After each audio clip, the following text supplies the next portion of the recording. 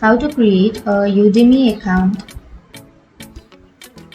So if you want to create a Udemy account, then first of all open up a browser, any browser that you're comfortable with. I'm here with Google Chrome browser, and now in the search bar, search for Udemy. And on the first search, you will have www.udemy.com. Click on that.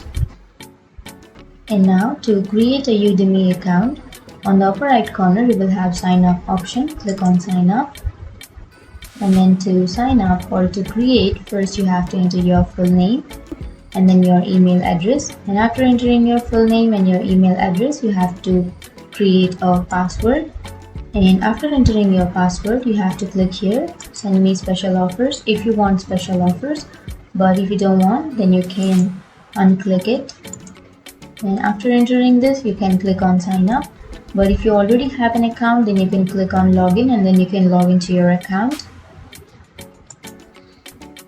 And that's it. That's how you create a Udemy account. And if you have any questions, feel free to comment below. Thanks for watching.